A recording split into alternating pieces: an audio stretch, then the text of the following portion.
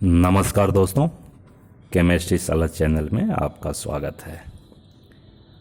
आज का मेरा यह video some basic concepts of chemistry part 9 for class 11th and subtopic is mole concepts.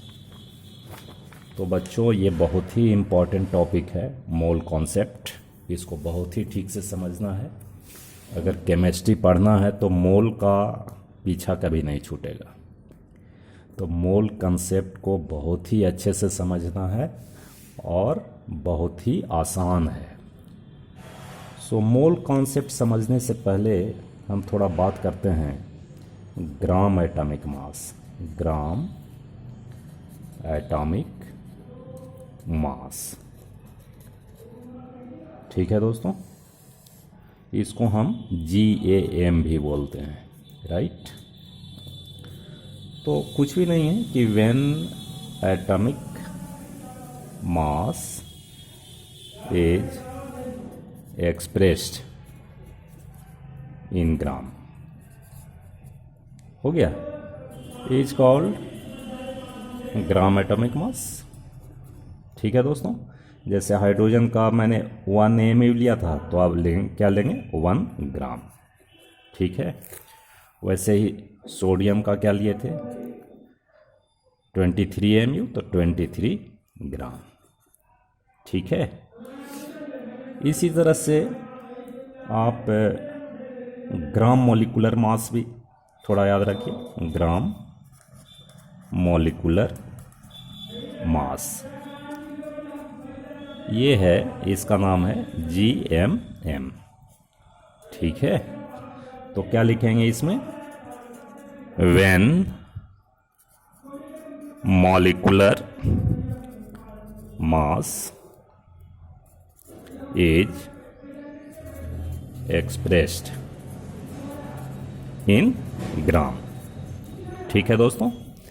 जैसे मान लो एज फॉर एग्जांपल, जैसे मैंने लिया था वाटर, लिया था H2O, तो H2O का कैसा निकाला था 1 × 2 + 16 = 18 AMU लिखा था। अब यहाँ क्या लिखेंगे ग्राम, ठीक है ना। क्या लिखेंगे, ग्राम लिखेंगे। अब यहाँ एक चीज़ बहुत ही ध्यान रखना है दोस्तों कि ये जो ग्राम एटॉमिक मास है, और ये मैं फिर बता रहा हूँ, एक्सप्लेन कर रहा हूँ, ये gram atomic mass equal to 1 mole, ठीक है। और this 1 mole is equal to होता है एवोगाड्रो नंबर 6.022 × 10⁻23। अब इसका मतलब क्या है, सो समझो थोड़ा, ये समझो। अगर मान लीजिए हम सोडियम का अगर 23 ग्राम लेते हैं, तो 23 ग्राम लोगे तो क्या होएगा, एक टुकड़ा होगा और उसमें नंबर ऑफ एटम्स होंगे, बहुत सारे एटम्स होंगे। तो ये जो एटम होंगे, इसमें एग्जैक्टली जो एटम होगा, number of atoms is equal to 1 mole के बराबर ही होगा, ठीक है कि नहीं।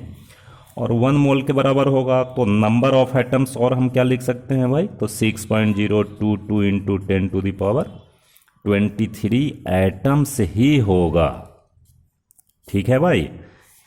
और ये बात समझ, यानी 1 मोल ऑफ एटम और 6.022 × 10⁻23 एटम्स का जो मास होगा, atoms of sodium mass is 23 gram होगा भाई।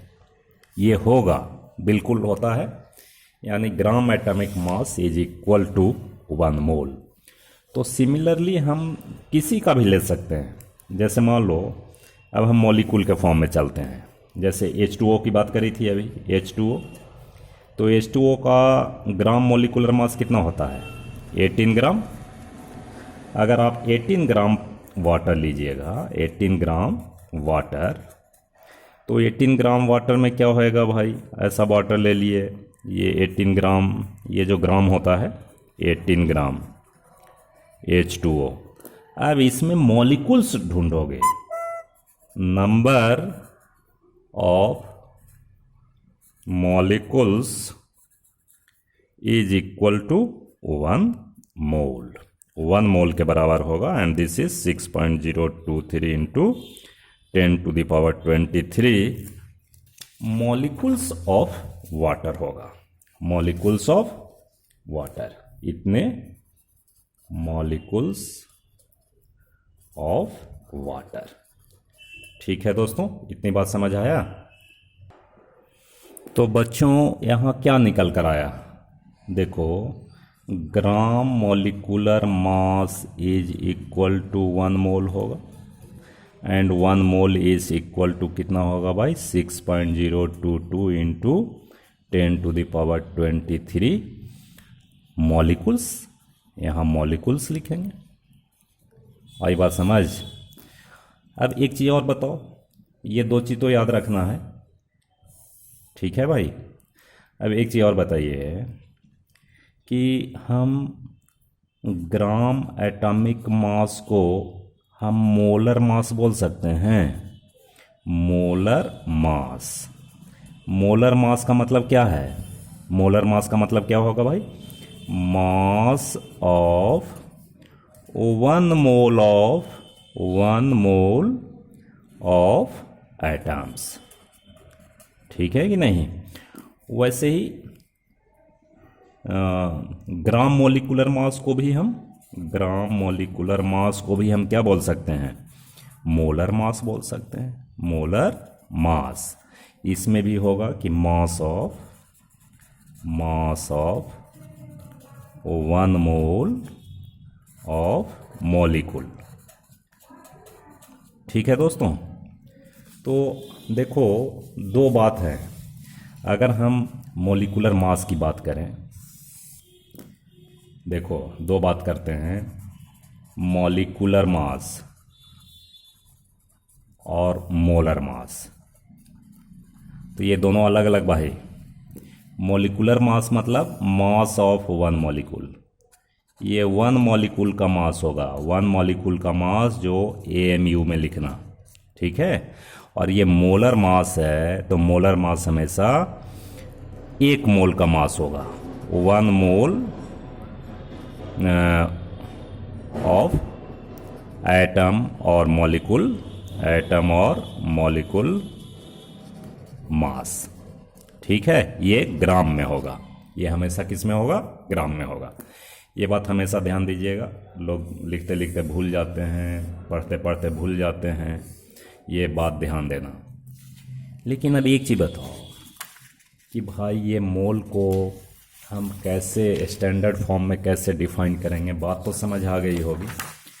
तो हम मोल को क्या डिफाइन करते हैं कि देख, मोल को अब लिखते हैं। सारी बात हो गई, अब समझना है थोड़ा सा। मोल को हम लिख सकते हैं कि 1 mole is the number of atoms present in 12 gram of C12 atom. ठीक है भाई? तो C12 में भी वही हालत होगी। देखिए, मास स्पेक्ट्रोस्कोपी से मास ऑफ 1 एटम इज कैलकुलेटेड। कल मैंने भी कैलकुलेट किया था, जब AMU को दिखा रहा था कि कितना ग्राम होता है। लेकिन ये मास स्पेक्ट्रोस्कोपी एक टेक्निक है, उससे हम कैलकुलेट करते हैं। तो mass of 1 atom of carbon is equal to 1.99 into 10⁻⁻23 gram होता है एक एटम का मास। तो बताओ तो कि 12 gram carbon 12 gram carbon is equal to how much atoms, कितने एटम्स होंगे? तो 12 से डिवाइड कर दीजिए। Number of atoms is equal to 12 upon 1.99 into 10⁻⁻23 gram, है ना। ये ग्राम ग्राम कैंसिल हो जाएगा। And it is equal to 6.022 into 10⁻23 ये आएगा। तो देखो, तो ये जो वैल्यू आ रहा है कितने ग्राम कार्बन के लिए आ रहा है? 12 ग्राम कार्बन। और 12 ग्राम कार्बन क्या है भाई? ये ग्राम एटॉमिक मास है, ग्राम एटॉमिक मास। ठीक है दोस्तों, तो जितने भी आपको मैंने एटॉमिक मास लिखाया है, अगर उसको आप ग्राम में लिखिएगा तो वो 1 मोल के बराबर होगा। ठीक है दोस्तों, इतनी बात समझ आया? अब देखो, अब मैं कुछ क्वेश्चन इस पे कराता हूँ। ये देखो बच्चों, ये बहुत ही इम्पोर्टेंट क्वेश्चन है, ये आपके एक्सरसाइज से ही है और अक्सर ये पूछे जाते हैं। Calculate the number of atoms in each of the following. First क्या है भाई? 52 मोल्स ऑफ आर्गन, 52 मोल्स दिया हुआ है। First question is 52 moles of argon. तो 52 मोल्स, एक मोल में कितने होते हैं भाई? 1 mole is equal to 6.022 into 10⁻23 atoms. तो 52 मोल्स में कितना होगा? 52 मोल्स में होगा तो मल्टीप्लाई कर दीजिए, 52 into 6.022 into 10⁻23 atoms of argon. ठीक है, एक हो गया। ठीक है बच्चों, नंबर 2 देखो। नंबर 2 कह रहा 52 U ऑफ हीलियम। अब U का मतलब है AMU, U का मतलब AMU। अब AMU किसके लिए होता है? एक एटम का मास, एक एटम का मास। तो सोचकर बताना यहाँ, 1 atom of helium is equal to 4 AMU। ये मैंने उधर लिखा है डाटा कि याद रखो इसको। यानी 4 AMU इक्वल टू कितना एटम होगा जी? एक एटम होगा। तो हम ऐसा लिख सकते हैं 4U equal to 1 atom of helium. So 52U equal to कितना हो जाएगा भाई? कितना एटम हो जाएगा? तो हम क्या करेंगे भाई? 52 को हम 4 से डिवाइड कर देंगे। नहीं, atoms, this is equal to 13 atoms. होगा कि नहीं? 13 एटम्स होगा, 13 एटम्स, राइट। अब फ्रेंड देखो थर्ड हम देखते हैं। थर्ड में क्या लिखा है? देखो, थर्ड में लिखा है 52 ग्राम। क्या लिखा है? 52 ग्राम, 52 ग्राम ऑफ हीलियम। देखो, third one is 52 gram of helium. तो 52 ग्राम ऑफ हीलियम को कैसे लिखोगे भाई? बोलो, कितना एटम होगा? तो बताइए तो। 4 इसका एटॉमिक मास होता है। एटॉमिक मास कितना होता है? एटॉमिक मास 4U होता है। और इसका मोलर मास क्या होगा भाई? मोलर मास 4 ग्राम होगा। यानी 4 ग्राम हीलियम में कितना होगा? 4 gram helium is equal to 6.022 into 10⁻23 atoms होंगे ऑफ हीलियम, चूँकि मोलर मास है, ग्राम एटॉमिक मास है। ठीक है भाई। तो 52 ग्राम में कितना होगा? 4 में इतना है जी, तो 52 ग्राम में कितना होगा भाई? तो 52 ग्राम में होगा, अब निकाल दीजिए क्या हो जाएगा भाई, 6.022 इंटू 10⁻23 अपॉन 4 मल्टीप्लाई बाय 52, इतना एटम्स होंगे। इसको 413 जा एटम्स, और इसको हम लिखेंगे 13 into 6.022 into 10⁻23 atoms of helium. ठीक है दोस्तों, बात समझ आई। तो ये बहुत ही इम्पोर्टेंट एक क्वेश्चन आता है जो कि आपको करना चाहिए और समझना चाहिए। ठीक है बच्चों, और ऐसे छोटे क्लास में बहुत सारे पढ़े होंगे कि मान लीजिए कि 2.3 ग्राम सोडियम है तो कितना मोल होगा। जैसे 2.3 ग्राम सोडियम में कितना मोल होगा, तो कितना मोल होगा भाई, सोच के बताओ तो कितना मोल होगा। तो कितना मोल होगा बताइए, 23 ग्राम इक्वल टू 1 मोल। ठीक है, तो 2.3 ग्राम इक्वल टू 0.1 मोल।